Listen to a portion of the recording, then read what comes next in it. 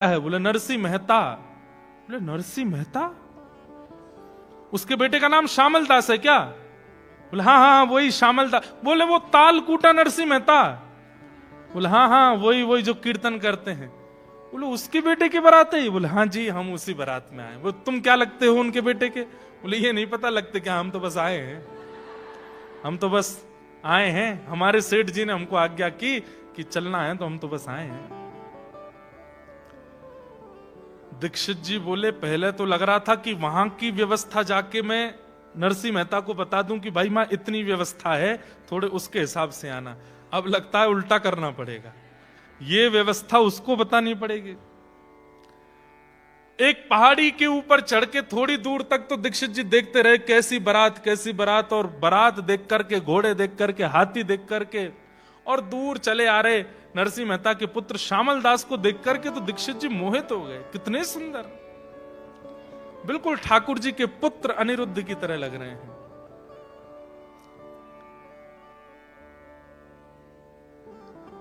दीक्षित जी दौड़ करके वापस गए। वहां पर मदन राय मेहता बैठा था। हाँ कोई खबर सुध आ रही है? बारात वरात कुछ आप दे आए ना, जो मैंने आपको 10-5 हजार रुपए दिए थे वो दे आए ना उनको वस्त्र खरीदने के लिए? बोले ये पकड़ अपने 10-5 हजार रुपए, और सुन अपना घर बेच दे, अपनी संपत्ति बेच दे, अपने घर के सारे बर्तन बेच दे, सोना चांदी सब दाव पर लगा दे। उसके बाद भी उस बारात में जो घोड़े आ रहे हैं उनको घास नहीं खिला पाएगा, इतनी बड़ी बारात है। घोड़ों को घास नहीं खिला पाएगा, बारातियों को भोजन तो बहुत दूर की बात है। बोले हैं ऐसा? बोले मैं झूठ नहीं बोल रहा हूं। बोलते बोलते नेत्र सजल हो गए। अरे मदन तू बहुत अभिमान करता था, तू बहुत धनवान है, तेरी बेटी ऐसे कुल की, ऐसे कुल की, ऐसी बारात। अरे मुझे तो लगता है कौंडन्यपुर कृष्ण भी ऐसी बारात नहीं लेकर के गए होंगे जैसी बारात नरसिंह मेहता के पुत्र की आ रही है। मुझे दिखाइए, मैं देखना चाहता हूं। बोले यहां से नहीं, ऊपर चल, कहीं पहाड़ी पर चढ़ के देख। पहाड़ी पर जाकर के देखा, दूरबीन लेकर के गए, दूर ऊपर से देखने लगे। बारातियों के आव भाव देख करके, गले के हार देख करके, घोड़े हाथी आदि इन सबको देख करके, और नरसिंह मेहता जी के पुत्र को देख करके वो मदन राय तो चरणों में गिरा दीक्षित जी के। आपने बड़ी कृपा करी जो मेरी पुत्री का यहां विवाह नक्की कर दिया, लेकिन अब दूसरी संशय है। बोले क्या? अब मेरी नाक और कट जाएगी। क्यों? अब मैं बारात को खिलाने पिलाने लगी, इनको तो मैं कुछ नहीं कर पाऊंगा, ये तो इतनी बड़ी बारात है, इसको कैसे करें? तो पहले ऐसा होता था कि एक दिन में विवाह नहीं होता था, बारात आकर के रात में जनवासे में रुकती थी। अब यहां कोई एक आध दो लोग होंगे जिनकी ऐसी ब्याह हुए हों कि बारात आज आ गई, फिर 2 दिन तक गांव के बाहर स्कूल में रुकती है, कहीं धर्मशाला में रुकती है, घर के लोग बाग वहीं उनको भोजन प्रसादी पवाते हैं। ऐसा हमारे पिताजी, हमारे पूर्वजों की तो ऐसी बारात हमने सुनी है। आजकल तो ऐसा नहीं होता, एक ही दिन में सब होता है। तो नरसिंह मेहता जी अपने पुत्र की बारात लेकर के पहुंचे। ठाकुर जी ने उस नगर के, बड़ नगर नाम था, तो बड़ नगर के बाहर ही तंबू आदि लगा दिए। पूरी बारात वहीं रुकी, वहीं सबका भोजन प्रसाद पानी सब हो रहा था। तो कहते हैं कि जब बारात आती है तो सबसे पहले ससुर जी, साले साहब, लड़के के, वो सब आते हैं पूछने के लिए कि सब ठीक है, कोई व्यवस्था में दिक्कत तो नहीं। तो मदन राय मेहता अपने कुल पुरोहित दीक्षित जी को लेकर गया। बोले आप चलो मेरे साथ, और नरसिंह मेहता जी से थोड़ा बोलो कैसे करेंगे, हम तो इतनी व्यवस्था तो हमने करी नहीं है। हमने तो जो तंबू पंडाल भी बनाया वो भी 500-600 आदमियों के लिए बनाया, हमको तो लगा नहीं था इतने लोग आएंगे। यहां तो ये लाखों की तादाद में आए हैं, अब क्या करें? बोले नरसिंह जी बहुत सरल हैं, तुम चलो, चल करके चरणों में प्रणाम कर देना, सब तुम्हारा मंगल हो जाएगा। तो चलो। अब ये वहां पहुंचे, वहां जाकर के बारात जहां रुकी थी वहां जाके पूछने लगे, बोले सेठ जी कहां हैं? और वहां सेठ जी, नरसिंह जी को कोई नहीं जानता था, सेठ जी सब ठाकुर जी को ही जानते थे। अच्छा सेठ जी वो सामने वाले तंबू में हैं। मिलते मिलाते सबसे पहुंचे। जैसे ही तंबू के भीतर प्रवेश किया, सुंदर सा सिंहासन, उस पर ठाकुर जी बैठे थे। ठाकुर जी को देख करके मदन राय मेहता बोले अरे ये तो कितने सुंदर हैं, नरसिंह मेहता कितने, दीक्षित जी भारी रुक गए थे, बोले मैं नहीं जाऊंगा, अभी तक तुम ही प्रणाम करके आओ, टीका मैंने किया, अब आगे काम तुम करो। ये तो भीतर गए चरणों में गिर, सेठ जी आपको मैं प्रणाम करूं, मेरे तो बस आप नरसिंह जी, मुझे लोगों ने बहका दिया था, मुझे पत्र में लिख के भेजा कि आप तो ताल कूटा हो, मुझे क्या पता आप तो धन कूटते हो, आप तो रत्न कूटते हो, मुझे ऐसा पता होता कि आप चांदी सोना खाते हो तो मैं उस हिसाब से व्यवस्था रखता। मैंने तो व्यवस्था बहुत, ठाकुर जी ने उठा, बोले नहीं नहीं नहीं नहीं नहीं, मैं नरसिंह नहीं हूं, तो मैं तो उनका दास हूं, मैं तो उनका सेवक हूं। बदन राय मेहता बोले ये तो और मरने हो गए, जब ये सेठ ऐसा है, दास ऐसा है, नरसिंह कैसे होंगे। क्या हुआ, आधी रात में ही मदन राय मेहता अपनी पुत्री को हाथ जोड़ करके, लाली मैं बहुत दुर्भाग्यशाली हूं, मैं तेरा ब्याह नहीं कर पाऊंगा, तेरा जोड़ा रखा है, तेरा सब श्रृंगार रखा है, तेरी मां है, ये कुल पुरोहित हैं, सब लोग हैं, पर मैं बहुत ग्लानि में चला गया हूं, मैं इस ब्याह को संपन्न नहीं कर पाऊंगा। बेटी तू अब देख लेना, निर्णय तेरे हाथ में, जो तुझे करना हो। और आधी रात में मदन राय मेहता नगर छोड़ के चले गए। अब यहां कुल पुरोहित जी आए रात में, और उन्होंने आकर के नरसिंह मेहता जी से कहा, बोले कि एक दिक्कत हो गई। बोले अब क्या दिक्कत हो गई? बोले कि लड़की के पिताजी चले गए। बोले कहां? बोले नहीं नहीं नहीं, वहां नहीं गए, नगर छोड़ के चले गए, आपकी व्यवस्था बारात देख करके वो तो घबरा गए, हाथ पांव फूल गए उनके, बोले मैं कुछ नहीं कर पाऊंगा, तो चले गए। नरसिंह मेहता जी बोले अच्छा चलो मैं करता हूं कुछ, अब बारात तो आ गई, अब वापस लौटना तो अच्छा नहीं। नरसिंह मेहता गए ठाकुर जी के पास, और सबको पता है कि वो सेठ जी हैं, नरसिंह मेहता को ही पता है कि ये ठाकुर जी। ठाकुर जी बोले कहो नरसिंह क्या बात, सब व्यवस्था तो बढ़िया है ना, बारात वरात सब बढ़िया लगी? वो तो सब बढ़िया है, लेकिन एक दिक्कत और हो गई है। बोले क्या हो गया? बोले जो लड़की के पिताजी हैं उन्होंने हाथ खड़े कर दिए, व्यवस्था नहीं कर पा रहे, वो तो नगर छोड़ छाड़ के चले गए। बोले अब? बोले अब बारात की व्यवस्था करिए, अब ब्याह भी आप ही कराओ, ब्याह की व्यवस्था भी आप ही करो। जब बारात इतनी ले, मैंने तो कहा नहीं था इतनी लेके आना, अब इतने यदुवंशियों को लेकर के आप आए हो तो व्यवस्था ब्याह की भी आप ही करो। ठाकुर जी बोले ये क्या बात हुई, ये तो बहुत भेद हो जाएगा, हम वर पक्ष के अब वधु पक्ष का भी हम ही करेंगे तो ये उचित नहीं लगता। बोले कुछ तो कीजिए। ठाकुर जी बोले हम पे आइडिया है। बोले क्या? तुरंत नेत्र बंद करके बलराम जी को बुलाया, वो दाऊ दादा जल्दी आओ, अकेले नहीं आना, भाभी जी को संग लाना। तुरंत दाऊ दादा आए, वहां से रेवती मैया भी द्वारिका से आई। अब सोचिए ये नरसिंह मेहता के पुत्र का ब्याह है। दाऊ दादा आए, कहो कन्हैया कैसे बुलायो? दाऊ दादा एक सौभाग्य आपको देनो है। बोले काय को सौभाग्य? बोले कन्यादान करोगे? बोले कैसो कन्यादान? पूरी बात बताई, और बात बता करके कहे कि अब आपको ये सौभाग्य मिलेगा कि श्यामल दास की होने वाली पत्नी, उसके आप पिता और मां के रूप में अब आप विराजो और कन्यादान करो। दाऊ दादा के तो नेत्र सजल है। बोले हाँ लाला, एक भक्त की बहू को कन्यादान हमको करवे को मिलेगा, ये सौभाग्य है। ठाकुर जी बोले कन्यादान ही नहीं करना है, व्यवस्था भी पूरी आपको ही करनी है, साज श्रृंगार मंडप आदि भी सब आपको ही बनाना है। दाऊ दादा विनोद में बोल गए, लाला है तो बड़ो चतुर, लड़का वारे लेवे तो वह पक्ष में खुद चलोगे, और जहां देनो पड़े वहां हमको खड़ो कर रहे हो। ठाकुर जी बोले अच्छी बात है ना, घर ते घर में ही आ जाएगो, एक ही घर में है, खा बुराई है, चलो। और महाराज श्री नरसिंह मेहता जी के पुत्र का विवाह हुआ, जहां वर पक्ष के प्रधान हैं श्री ठाकुर जी और वधु पक्ष के प्रधान हैं श्री बलराम जी महाराज। और श्यामल दास का विवाह ठाकुर जी ने कराया, सब देखते रह गए, देखने वाले उस विवाह को भूल नहीं पाए। ऐसा अद्भुत विवाह ठाकुर जी ने वहां पर सिद्ध कराया। विदाई के समय रुक्मणी आदि वैसे ही रो रही हैं जैसे घर की कन्याएं रोती हैं, घर की माताएं रोती हैं। ऐसा विवाह हुआ। पूरे विवाह में एक एक व्यवस्था ठाकुर जी ने और श्री दाऊ दादा ने संभाली, और श्यामल दास का विवाह करके लाए, उसकी बहू को लेकर के जूनागढ़ में विराजमान करके, और सब द्वारिका को प्रस्थान कर गए। बोलो भक्त वत्सल भगवान की। और सब नरसिंह मेहता से कहते रह गए, बोले भैया ऐसो यजमान कहां से लाए हो, इतना बढ़िया यजमान कहां से लाए। नरसिंह मेहता बोले क्या बताएं, ये कौन, मैं अपने मन की कैसे बताऊं कि ये यजमान थे कि ठाकुर जी थे, ये तो साक्षात ठाकुर जी हैं।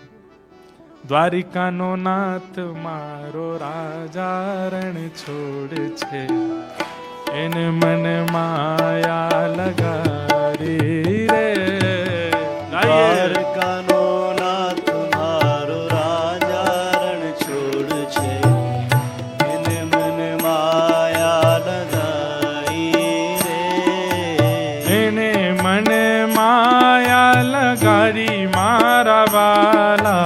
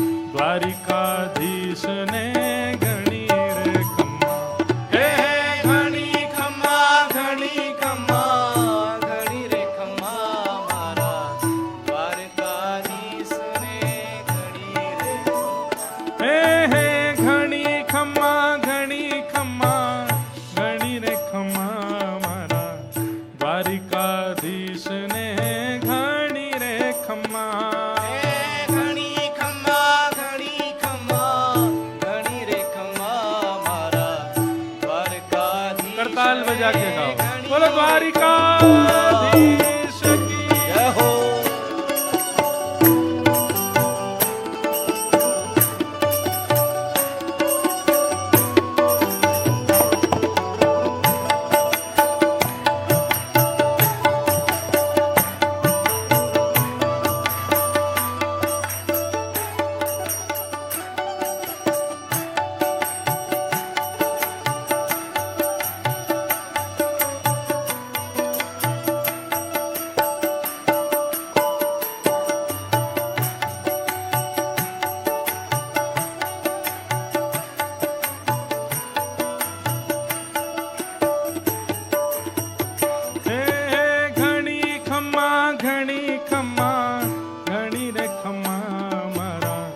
द्वारिकाधीश ने घणी रे खम्मा, घणी खम्मा घणी खम्मा घणी रे खम्मा मारा, द्वारकाधीश ने घणी रे खम्मा।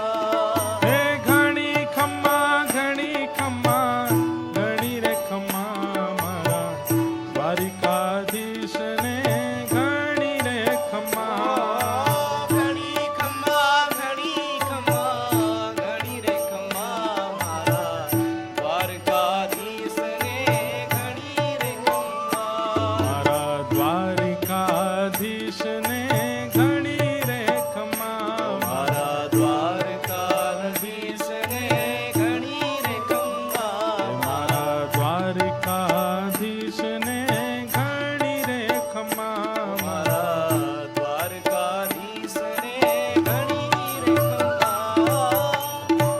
ठाकुर जी नरसिंह के पुत्र का विवाह कराने आए, नरसिंह मेहता,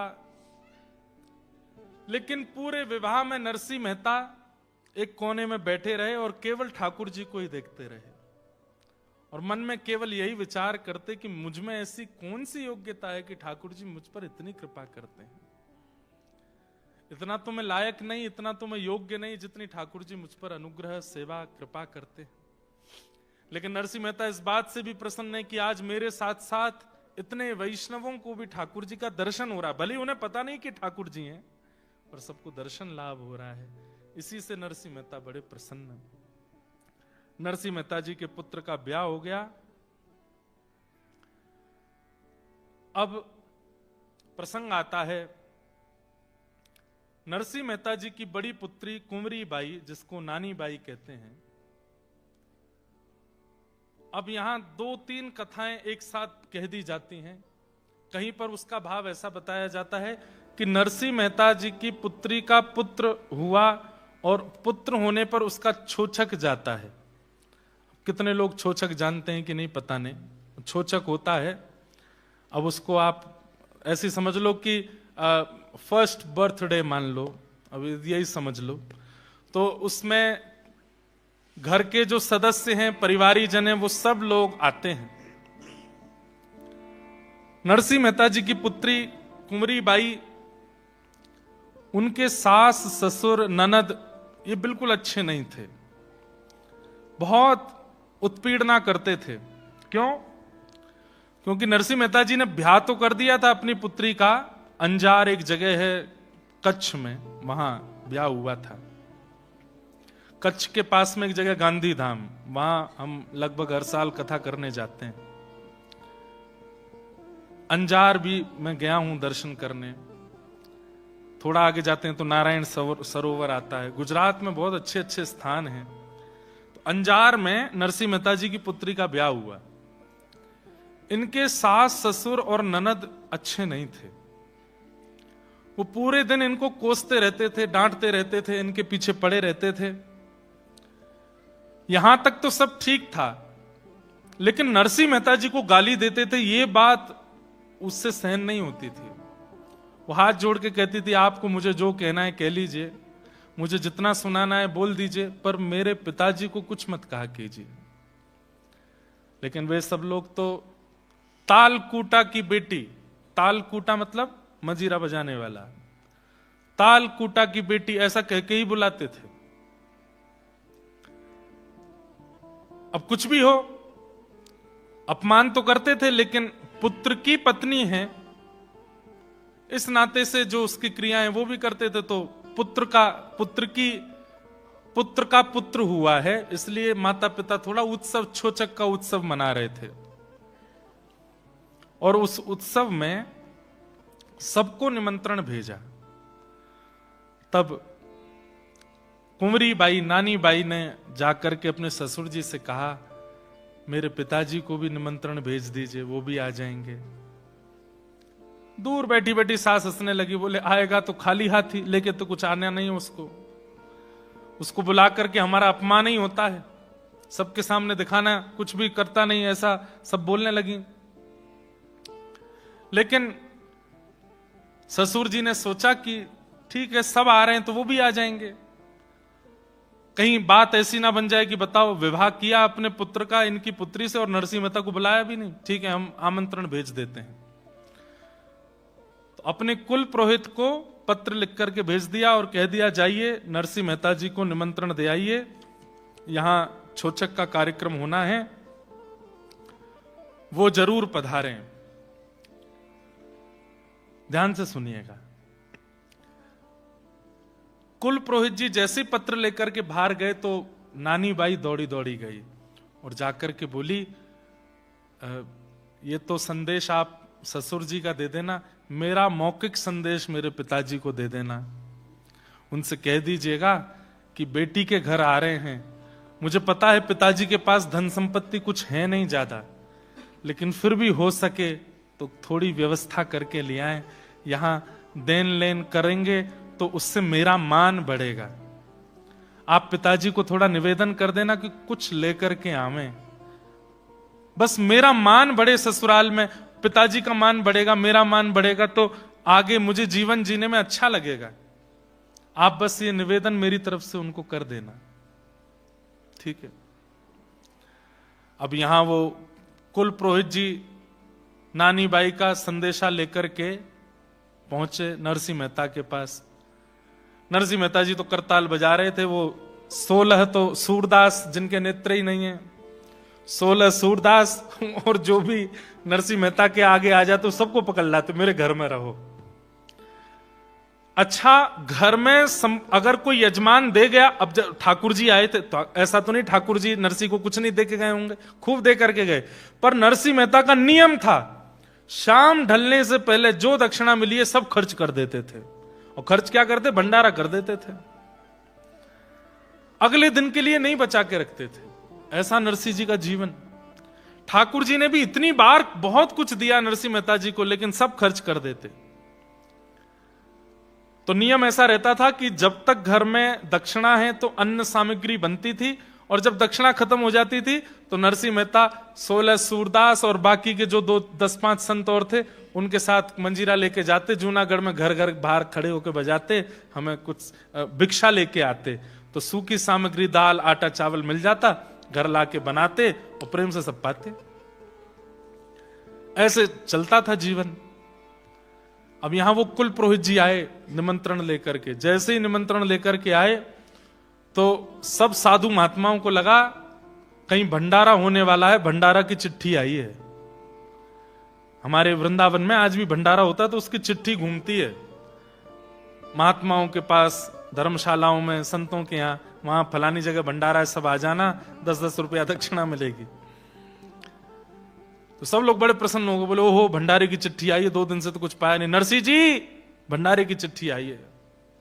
नरसिंह जी थोड़े प्रसन्न भी हुए, थोड़े भावुक भी हो गए। हे संत महात्माओं, मैंने कितना बुरा किया ना, आप सबको अपने घर में रख लिया, प्रसाद भी नहीं मिलता इतने प्रेम से।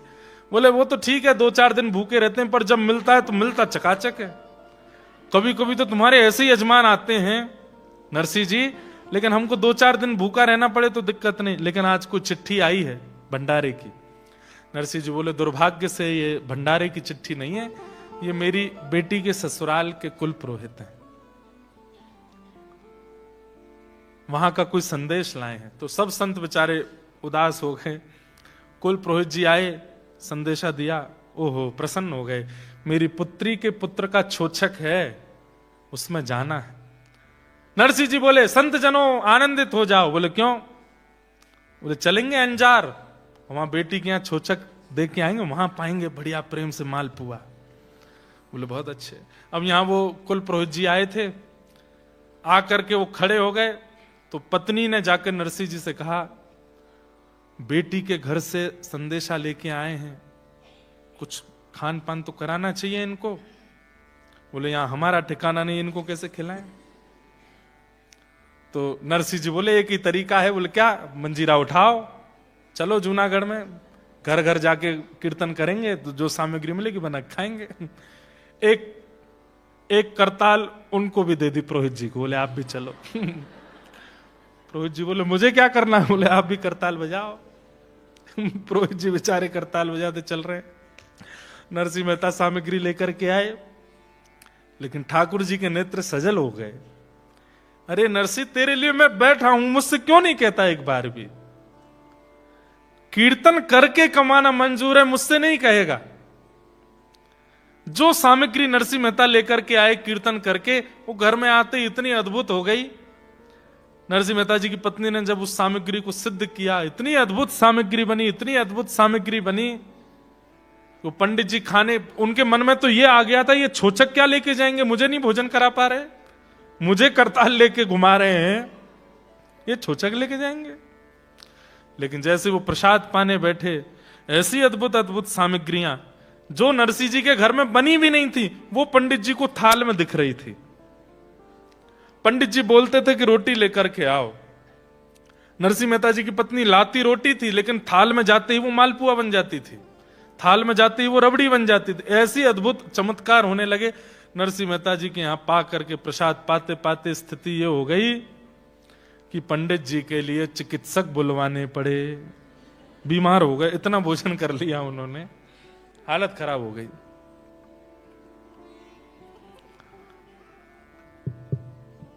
हमारे मथुरा के चतुर्वेदी ब्राह्मण, खूब अच्छी एपेटाइट है उन लोगों की, बहुत अच्छा प्रसाद पाते हैं। आप पवाते पवाते थक जाएंगे, वो पाते पाते नहीं थकेंगे। ऐसे अब तो नहीं बचे, पहले थे ऐसे, हमने सुना है खूब। बड़े प्रसंग हैं हमारे मथुरा के चतुर्वेदियों के। एक प्रसंग, यजमान ने कहा 10 गुलाब जामुन पर 100 रुपया दूंगा, कितने खा सकते हो? तो एक चतुर्वेदी का बेटा बोला, आप तो बस रकम बढ़ाते जाना, जितने धरते जाओगे सब खा जाऊंगा। 10 गुलाब जामुन खाए, लेकिन उसने कहा एक शर्त है। बोले क्या? 10 गुलाब जामुन खाने के बाद आधा घंटे के लिए घर जाऊंगा, फिर आ जाऊंगा, फिर खा लूंगा। बोले इतना तो कर ही सकते हो, बाद 4 दिन तक खवाते रहना, खा लूंगा मैं। और ये भी कब? भोजन करने के बाद, पेट भर गया उसके बाद। 100 रुपया प्रति गुलाब जामुन जब कर दिया तो 10 गुलाब जामुन खा लिए। 10 गुलाब जामुन के 100 रुपया लेकर के बोले बस अब 10 मिनट रुकिए, मैं अभी आता हूं। घर गए, घर जाकर के 10 मिनट में फिर आगे बोले लाओ दे दो, 20 गुलाब जामुन धरो, लेकिन रकम बढ़ाओ, 200 रुपया करो। तो 200 रुपया के 20 खा लो। 20 खवा दिए। बोले अब 10 मिनट को जा रहा हूं। 10 मिनट को गया, लौट करके आए, बोले अब रकम बढ़ाओ, 300 कर दो और 30 रख दो। सेठ जी बोले एक सही सही बताना, मैं तुमको पूरी गड्डी दे दूंगा, ये तुम 10 मिनट के लिए घर क्यों जाते हो? बोले पहले गड्डी दो फिर बताऊंगा। गड्डी दे दी। बोले अब बताओ। तो बोले घर चलो। घर गए तो वो जुड़वा भैया थे। बोले एक बार मैं आता हूं, मैं खा के चला जाता हूं, मैं पचाता रहता हूं, ये दूसरा आ जाता है। उनके नाम थे बड्डन छुट्टन, दोनों के। एक हमारे साथ रहते हैं उनमें से। नैरोबी भी आए हैं, ये नहीं बताऊंगा कौन से हैं, अपने आप ढूंढ लेना, इनमें से कोई से भी हो सकते हैं। तो ऐसे हमारे मथुरा के ब्राह्मण देवता हैं, एक से एक अद्भुत। ब्रजवासियों को प्रसाद पवाओ। अब हम लोग तो बाहर घूम घूम के बिगड़ गए, असली ठेठ ब्रजवासी, उसको प्रसाद पवाओ, इतना आनंद आएगा आपको, खवाते जाओ, खाता रहेगा, बस उसको अद्भुत दक्षिणा देनी पड़ेगी।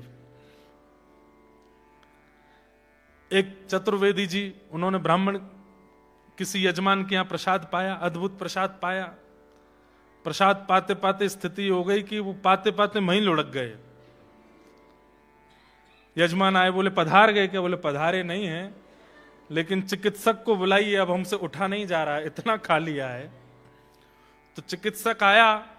चिकित्सक ने आकर के एक चूरन बनाया, और चूरन में शहद वहद मिला करके या कुछ भी मिला करके, और शहद तो नहीं, चूरन में थोड़ा नमक मिर्च आदि कुछ मिला करके चूरन बना के दिया उनको। बोले लीजिए ये चूरन पी लीजिए, जितना खाया होगा सब पच जाएगा। तो चतुर्वेदी जी बोले अरे चिकित्सक, इतनी जगह होती तो 2 गुलाब जामुन और नहीं खा लेता मैं? तेरे या चूरन चटनी को क्यों खाऊंगा? इतनी जगह होती तो मैं 2 गुलाब जामुन और खाता हूं। इतनी भी जगह नहीं है। तो महाराज ऐसा प्रसाद पवाया नरसिंह मेहता ने कि निमंत्रण लेकर के आए जो ब्राह्मण देवता थे वो वहीं पस्त हो गए। फिर नरसिंह मेहता जी ने उनकी चिकित्सा की। ये पस्त क्यों हुए? ठाकुर जी ने उनको, वो नरसिंह मेहता के लिए गलत गलत सोच रहे थे ना, इसलिए ठाकुर जी ने उनको ऐसा कर दिया। वो तो महाराज उठ करके फिर जैसे तैसे ठीक भय। बोले नरसिंह जी आ जाना, छोचक लेके, छोचक में पहुंच जाना। बोले हाँ ठीक है। ये वापस गए, वहां जाकर के उन्होंने बताया, बोले नरसिंह जी ने तो ऐसा प्रसाद पवाया, मैं क्या बताऊं, अद्भुत आनंद आ गया। बोले अभी देखते हैं, आने दो। नरसिंह मेहता जी बोले भैया बेटी के यहां जाना है, कैसे जाएं? अंजार बहुत दूर है, जूनागढ़ एक तरफ और कच्छ। जूनागढ़ आता है सौराष्ट्र में, है? सौराष्ट्र में आता है ना जूनागढ़, सोमनाथ, द्वारिका, और अंजार कच्छ कैसे जाएं? पैदल जाएंगे तो छोचक का समय निकल जाएगा। तभी नगर में घूमे करताल लेकर के, तो कोई भी सामग्री लेकर के आते। बोले सामग्री नहीं चाहिए, कोई बैलगाड़ी हो तो हमें दे दीजिए, 10-5 दिन के लिए किराए पे हम ले जाएं। तब एक व्यक्ति इनको मिला, उसने कहा देखो मेरे बैल तो हो गए बूढ़े और बैलगाड़ी खड़ी खड़ी हो गई है जर्जर, इससे काम चल जाए तो आप ले जाओ।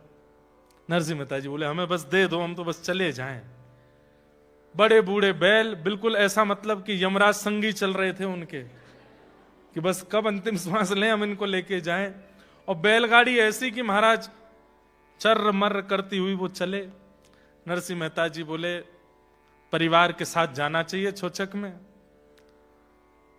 सारे सूरदास बैठा है, 16 सूरदास बैठ गए अपने कमंडल मंडल लेकर के, सब सामग्री लेकर के, और बचे 10 15 20 संत, उनको भी बैठा दे। अब बैलगाड़ी में ज्यादा से ज्यादा 5 लोगों की जगह, उसमें 16 सूरदास और 10 महात्मा और चढ़ गए।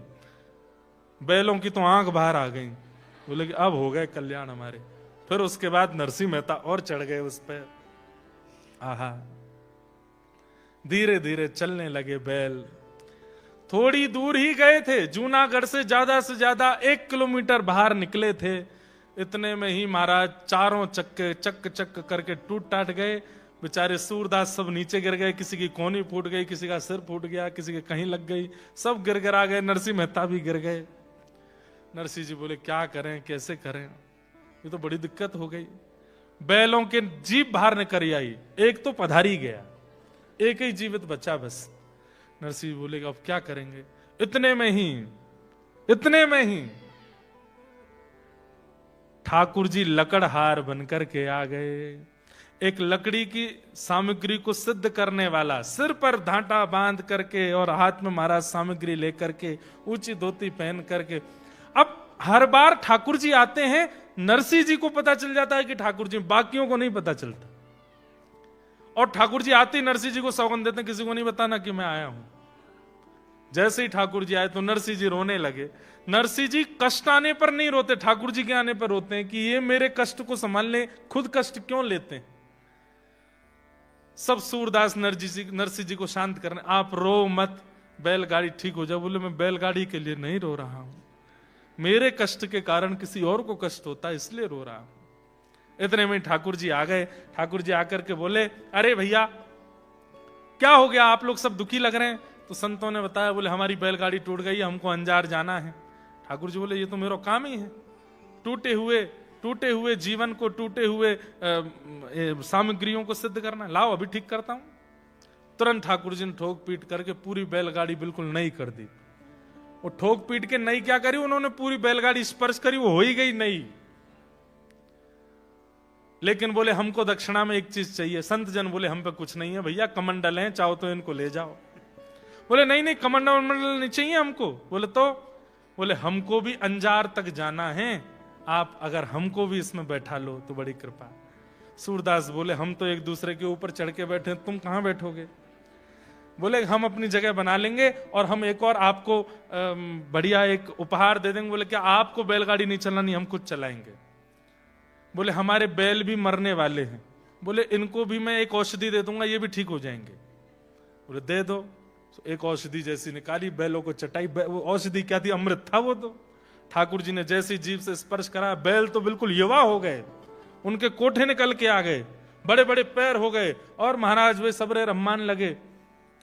ठाकुर जी इतने में ही लेकर के बैठे हैं, हाथ में चाबुक और बैलगाड़ी चला रहे हैं। तीन के सारथी बने हैं ठाकुर जी। द्वापर में अर्जुन के सारथी बने हैं और कलयुग में 2 लोगों के सारथी बने हैं, और दोनों ही गुजरात के हैं, एक रामदास बोढ़ाना और दूसरे नरसिंह मेहता। इन दोनों के सारथी ठाकुर जी बने। ठाकुर जी ने तो एक बार चाबुक मारी, इतने में तो अंजार पहुंच गए। उन्होंने अपने करताल वरताल ढूंढ के कीर्तन शुरू किया ही था, इतने में ठाकुर जी बोले आ गए हो अंजार। बोले हमने तो सुना था अंजार कच्छ में है। बोले तो हाँ आ गए, कच्छ ही आ गए हम। बोले बड़ी जल्दी आ गए। बोले अब ये तो आ गए, अब आप लोग अपने अपने काम को जाओ, हम अपने घर जा रहे हैं। ठाकुर जी वहां से अंतर ध्यान हो गए।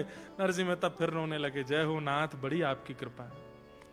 हे नाथ तेरी अपार माया, आप कितनी कृपा करते हो नाथ।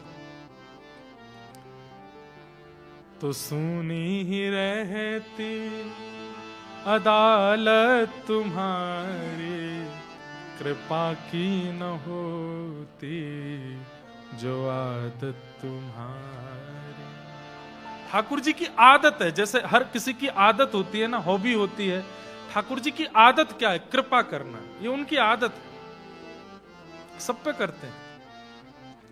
बस उसका कोई विशेष अधिकारी बन जाता है ना, तो उस पर कुछ ज्यादा कर देते हैं। कृपा सब पे करते हैं। नरसिंह मेहता जी को जैसे अंजार पहुंचे तो कुल पुरोहित जी मिल गए, और आ गए आप? बोले हाँ जी भैया बढ़िया आ गए। छोछक लेके आए हो? बोले हाँ लेके आए। बोले क्या लाए हो? बोले माथे पर लगाने वाला गोपी चंदन, गले में पहनने वाली कंठी माला, इससे बढ़िया क्या है छोछक। और सबको जपने के लिए माला भी लेके आए हैं। जितने लोग हमारी पुत्री के पुत्र के छोचक में आए सबको चंदन लगाएंगे, गले में कंठी माला पहनाएंगे, नाम जपने के लिए माला देंगे, इसी से जीवन उद्धार होगा। इससे बढ़िया छोचक कोई हो सकता है? नरसिंह मेहता जी को नगर के बाहर ही एक फूटी सी धर्मशाला में रहने के लिए व्यवस्था दे दी। यहां पुत्री को पता चला तो पुत्री पहले ही गुपचुप तरीके से अपने पिता से मिलने गई। नरसिंह मेहता जी को जाकर के हृदय से लगा लिया, पिताजी आप आ गए? हाँ पिताजी, मैं जानती हूं आपका स्वभाव कैसा है, आप बिल्कुल अपने पास धन संपत्ति नहीं रखते, लेकिन मैं मानती हूं कि शायद मेरा मान बढ़ाने के लिए आप कुछ तो लाए होंगे। हाँ बेटी लाया हूं ना। क्या लाए हैं? वो तेरे सास के लिए, ससुर के लिए, देवर के लिए, ननद के लिए, संबंधियों सबके लिए चंदन लाया हूं, सबके लिए कंठी माला लाया हूं। अरे ये कंठी गले में रहेगी, चंदन सिर पर रहेगा, प्राण निकलेंगे सीधे वैकुंठ जाएंगे। और जपने के लिए माला लाया हूं बेटी। ये जीवन में इतने सारी संपत्ति लेकर के, खेल खिलौना लेकर के क्या करेंगे? इससे बढ़िया छोचक हो सकता है? पुत्री रोने लगी। आप अच्छे हैं पिताजी, पर समाज अच्छा नहीं है। वो कैसे समझेंगे आपकी इस भावना को? आप अपनी भक्ति भाव से सब कर रहे हैं, पर समाज संसार में कुछ ऐसा भी करना पड़ता है जहां दिखावा जिसको कहते हैं। उसके लिए पिताजी कुछ कर, मुझे था कि आप कोई व्यवस्था करके लाएंगे, इससे तो आप ना आते तो अच्छा था। मैं 4 बात सुन लेती कि तेरा पिता निमंत्रण के बाद भी नहीं आया, मुझे चलता, लेकिन अब आप आकर के भी कुछ नहीं करके जाएंगे तो मेरे को बहुत सुनना पड़ेगा। मुझे ये लोग मारने ना लगे पिताजी, मुझे अपने मार पिटाई आदि इनकी कोई चिंता नहीं, पर भरे सभा में कहीं आपका अपमान ना करें। आप चंदन लगाते घूमेंगे, गले में कंठी पहनाएंगे, या आपका अपमान निश्चित करेंगे पिताजी। नरसिंह मेहता जी बोले, अभी हमने एक प्रसंग सुनाया नहीं है, नानी बाई का जब ब्याह हुआ था तब भी ठाकुर जी आए थे और आकर के सब दहेज दिया था। तो नानी बाई को नरसिंह मेहता बोले, नानी एक बात बता, अपना विवाह याद है तुझे? बोले हाँ। मेरी सामर्थ्य थी इतना अच्छा विवाह करने की? बोले नहीं। कैसे हो गया? सांवरिया सेठ की कृपा। तेरे भाई सांवलदास, उसकी बारात देखी थी? पूरे विश्व में दिखावे के लिए ऐसी बारात नहीं निकली होगी, मेरी सामर्थ्य थी। बोले नहीं। किसने किया? द्वारिकाधीश। वो तो आपके यजमान आए थे, कोई यजमान नहीं था। हर बार ठाकुर जी ही आते हैं यजमान बन करके। तेरे विवाह में सब कुछ करने के लिए ठाकुर जी आए। अरे वो तेरे भाई बन करके आए थे, तेरे रिश्तेदार बन के आए थे, तुझे उन पर भरोसा नहीं है? मैं चंदन लाया हूं, मैं तुलसी कंठी माला लाया हूं, इन सब से समाज में क्या? अरे तू ठाकुर जी पे भरोसा रख, वो सब करेंगे, उन पे विश्वास रख।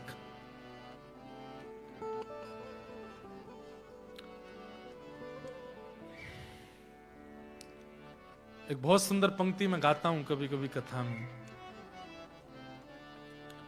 जिसको तेरा भरोसा, जिसको तेरा सहारा, जिसको तेरा भरोसा, जिसको तेरा सहारा, जिसको तेरा भरोसा, जिसको तेरा सहारा, जिसको तेरा भरोसा, जिसको तेरा सहारा, मझधार क्या करेगा, मझधार ही किनारा, क्या करेगा, मझधार ही किनारा।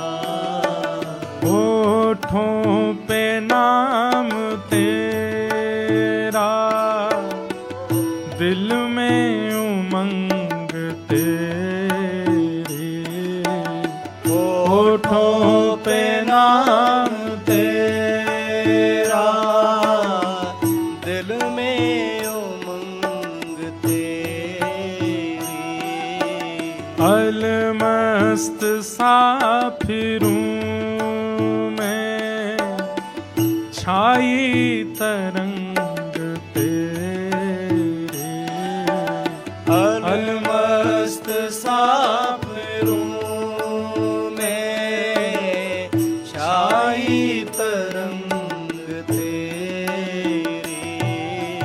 रोशन है काली रातें, पाकर तेरा उजाला।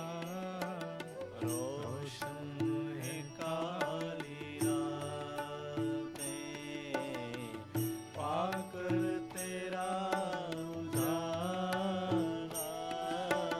जिसको तेरा भरोसा, जिसको तेरा सहारा, जिसको तेरा भरोसा, जिसको तेरा सहारा।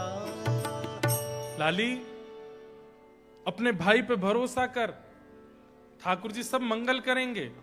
तू निश्चिंत होकर के जा, अपने पुत्र के उत्सव को मना, मैं आऊंगा।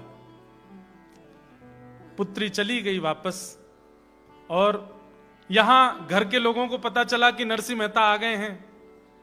तो नरसिंह मेहता जी के पास एक सेविका को भेजा कि जाओ उनकी सेवा करना, और लिख करके भिजवा दिया ये सामान छोचक में लेकर के आना। क्या क्या सामान लिखवा दिए? बोले हमारे घर में गणेश जी हैं, उनके लिए 1.25 लाख रुपया, उनके सोने की सामग्री। हमारे घर में नारायण भगवान हैं, उनके 1.25 लाख रुपया दक्षिणा, उनकी सोने की सामग्री। हमारे घर में अम्बे मैया भी हैं, उनकी 1.25 लाख दक्षिणा, उनकी सोने की सामग्री। हमारे घर में इतनी गैया हैं, उनके गले के लिए सोने के आभूषण, पैरों के लिए सोने के पाजेब, उनके सींगों के लिए सोने के सींग। हमारे घर में इतने घोड़े हैं, उनके लिए ये, उनके लिए वो, सबके लिए लिखवा दिया। अरे इनकी सास चिड़ में ऐसी आ गई कि आंखों के आगे जो आता है उसी का नाम लिखवाती है, इसके लिए ये लेके आना। हमारे घर में इतने दासी हैं, दास हैं, उनके लिए इतना लाना, ये लाना। पंडित जी लिखते लिखते हार गए, बोले कि भैया इतनी संपत्ति तो कुबेर ही ला सकता है। अरे मैया बूढ़ी हो गई हो, क्या लिखवा रही हो? बोले तुम लिखते जाओ बस, अब तो मौका मिला है। नरसी आएगा, पूरे सभा के सामने इसका अपमान करूंगी मैं, ये तो मौका ढूंढ ही रही थी मैं। तो पत्थर लिखो। बोले काय के पत्थर? बोले एक सोने का, एक चांदी का। बोले पत्थर का क्या करोगी? बोले एक पे बैठूंगी, उस पे बैठ के नहाया करूंगी, और चांदी के पत्थर से अपने पैर घिसा करूंगी। पत्थर भी लिखो। नरसिंह मेहता के पास पत्र लेकर के एक दाई मां लेकर के वो पत्र गई। नरसिंह मेहता की भोजन आदि की कोई व्यवस्था उन्होंने करी नहीं थी। गरम तपता खोलता हुआ पानी लेकर के गई थी स्नान के लिए। नरसिंह मेहता ने स्पर्श किया, बोले तो बहुत गर्म पानी है, सब सूरदास बेचारे जल जाएंगे। उन्होंने कहा आप तो बहुत बड़े भक्त हो ना, मेघ मल्हार राग गा दो, बारिश हो जाएगी। ऐसा कोई राग गाओ, वर्षा का राग, वर्षा ऋतु का राग, अपने आप बादल आ जाएंगे आकाश में, नहा लेना उसी में। नरसिंह मेहता बोले आपकी बड़ी कृपा, आपने याद दिलाया। नरसिंह मेहता ने जैसे ही गाना शुरू किया, बरसन लागे मेघ चहु दिश, जैसे ही आकाश से झरझर करके जल बरसने लगा। नरसिंह मेहता ने जैसे ही गाया, काले काले बादलों ने आकर के महाराज पूरे आकाश को घेर लिया। नरसिंह मेहता सब सूरदासों को, संतों को लेकर गए, बोले यही है। क्या है? शॉवर चल रहा है, नहा लीजिए। सबको नवाया धुवाया, आनंद हुआ। लेकिन यहां तो नहा धो करके सब तिलक स्वरूप, इतनी वर्षा हुई, इतनी वर्षा हुई, इतनी वर्षा हुई कि पूरे अंजार में पानी पानी हो गया। और तो और क्या कहें, नानी बाई की जेठानी, जेठानी समझते हैं? नानी बाई की जेठानी मतलब उनके पति के बड़े भैया की वाइफ, वो जेठानी उस पानी में डूब के मर और गई, इतनी वर्षा हुई।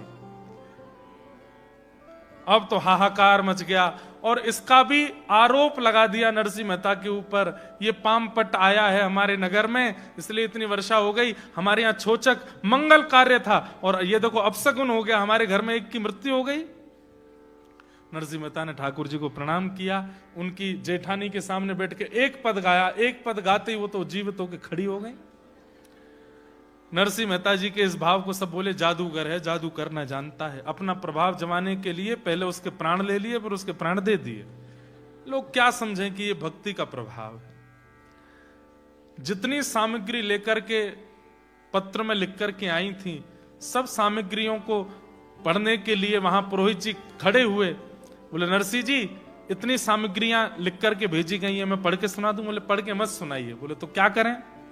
आप तो बस हमारे ठाकुर जी का स्मरण करके रख दीजिए, सब सामग्री की व्यवस्था हो जाएगी। बोले पहले तो वर्षा हुई थी जिसमें पानी गिरा था, एक जेठानी डूब के मरी थी।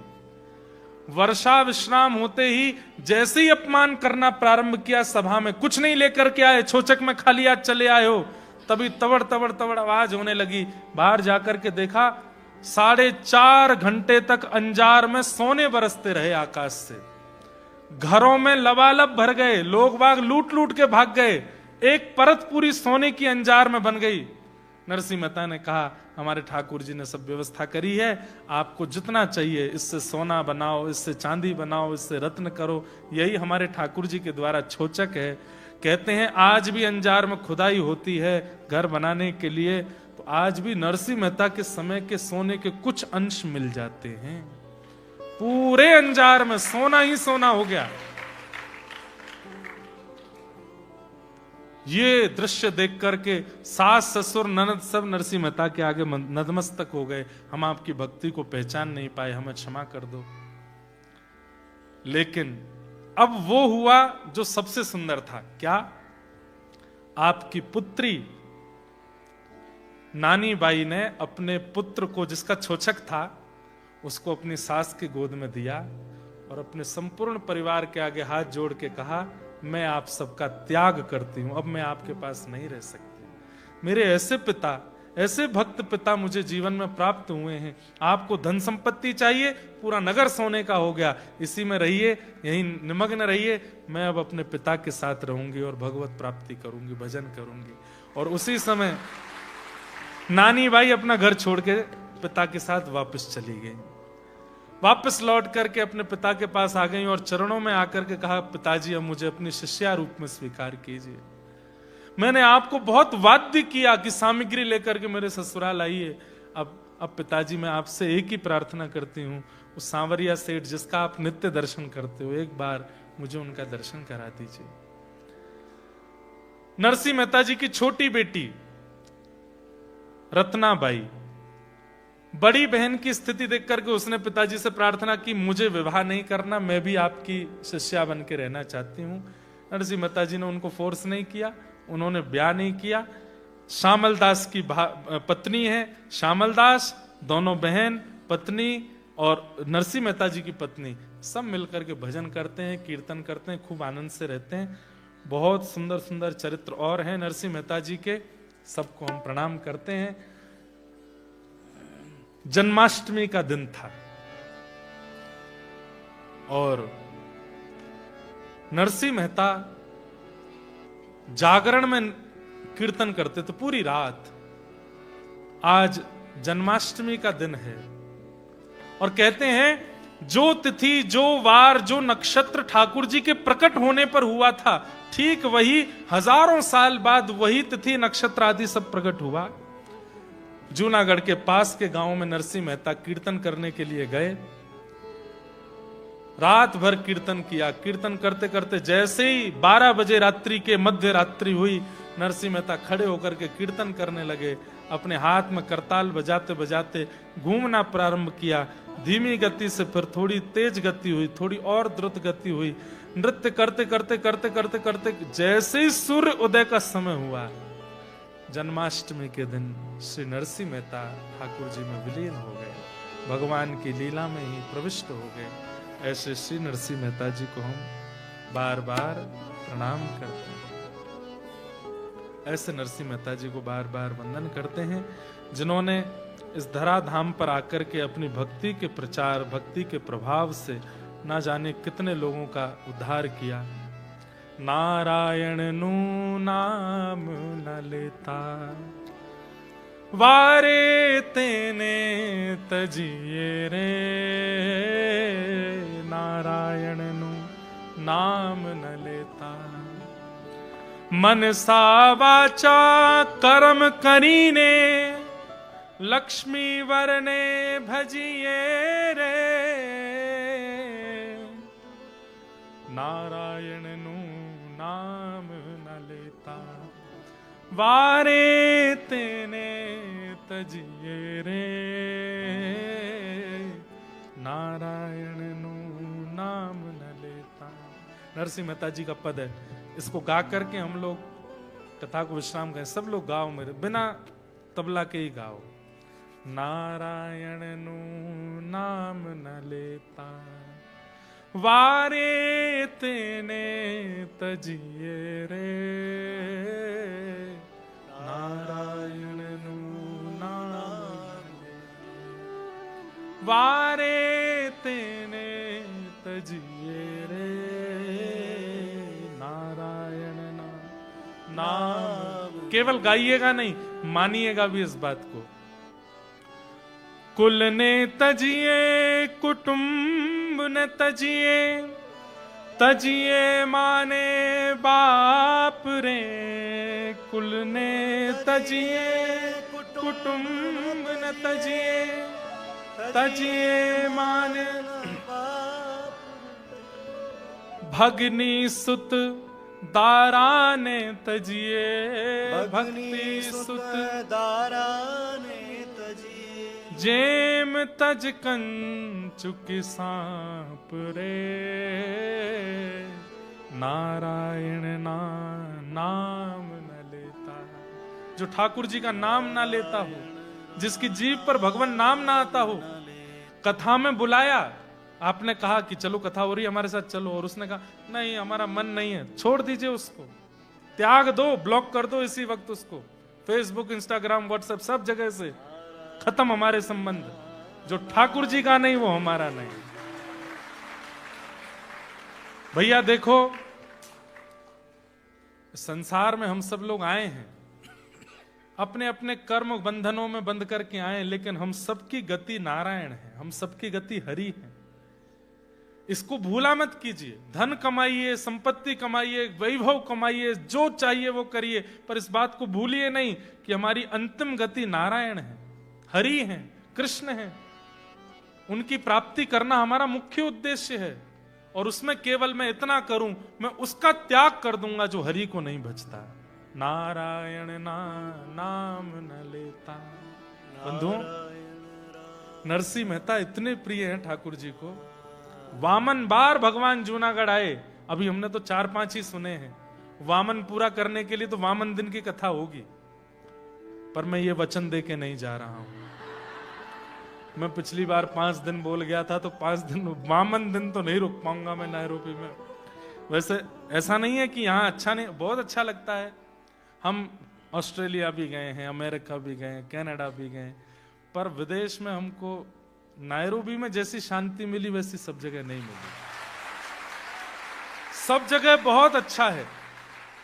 ऑस्ट्रेलिया में तो रिकॉर्ड बना था, 13,000 वैष्णव आए कथा में, 13,000 ऑल ओवर ऑस्ट्रेलिया में मिला करके। मतलब सिडनी में 5,000, मेलबर्न में 3,000, कैनबरा में 1,500, सब जगह इतने वैष्णव आए। लेकिन फिर भी एक जो यहाँ के वातावरण में, यहाँ के लोगों में थोड़ी शांति है। वो शांति का अनुभव और जगह, बहुत जगह नहीं हुआ, यहां हुआ। इसलिए 52 दिन का भी कभी बनेगा, 10, 15, 20 साल बाद तो करेंगे। 52 दिन करेंगे तो ही 52 बार ठाकुर जी की जूनागढ़ आने की लीला पूरी हो पाएगी। कितनी बार ठाकुर जी जूनागढ़ आए? अभी 3 दिन में हमने कितनी बार ठाकुर जी को प्रकट किया होगा? ज्यादा से ज्यादा 5-6 बार। 52 बार भगवान आए जूनागढ़। कितना प्रेम करते हैं ठाकुर जी नरसी से। कलिकाल में आज से लगभग 50-60 साल पुरानी घटना है। किसी मंच पर नरसी मेहता जी का एक शो हो रहा था। नरसी मेहता जी का चरित्र